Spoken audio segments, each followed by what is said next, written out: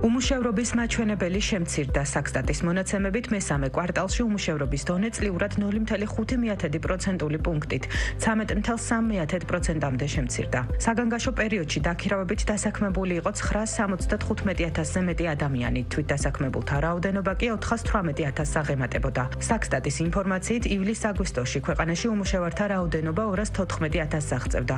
უმუშევრობის დონე საქალაქო ტიპის დასახლებებში გაზრდილია 1,1% პუნქტით, ხოლო სოფლის ტიპის დასახლებებში შემცირებულია 3% პუნქტით.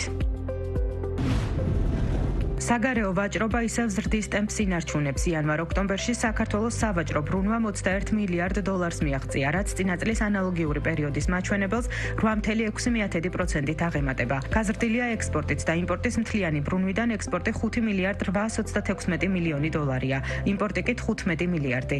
უარყოფითმა სავაჭრო ბალანსმა 2025 წლის იანვარ-ოქტომბერში 9 მილიარდს გადააჭარბა, რაც სავაჭრო ბრუნვის 44%-ია. ქვეყნის უმსხვილესი სავაჭრო პარტნიორები თურქეთი, ამერიკის შეერთებული შტატები და რუსეთია. უმსხვილეს საექსპორტო და საიმპორტო საქონლის პროდუქციაში კი ლიდერ პოზიციას მსუბუქი ავტომობილები ინარჩუნებს. გლობალურ ბაზრებზე ქართულ თხილსა და კაკალზე მოთხოვნა გაიზარდა. წმინდა საექსპორტო კალათაში ამ სასაქონლო ჯგუფზე ყველაზე მაღალი 57%-იანი ზრდაა. იანვარ-ოქტომბერში ექსპორტზე 113 მილიონ დოლარზე მეტი ღირებულების პროდუქცია გავიდა. ქართული თხილისა და კაკლის ძირითადი საექსპორტო ბაზარი კი იტალია, ესპანეთი, გერმანია და საფრანგეთია. ხილეულისგან განსხვავებით კვლავ კლების ტენდენცია საქართველოსთვის ერთ-ერთ მნიშვნელოვან საექსპორტო პროდუქციაზე, ფეროშენადნობებზე. 2025 წლის იანვარ-ოქტომბერში ქვეყნიდან ფეროშენადნობების ექსპორტი თითქმის 44%-ით, 175 მილიონ დოლარამდე შემცირდა. ფეროშენადნობების ბაზარზე კრიზისი რუსეთ-უკრაინის ომის შემდეგ დაიწყო.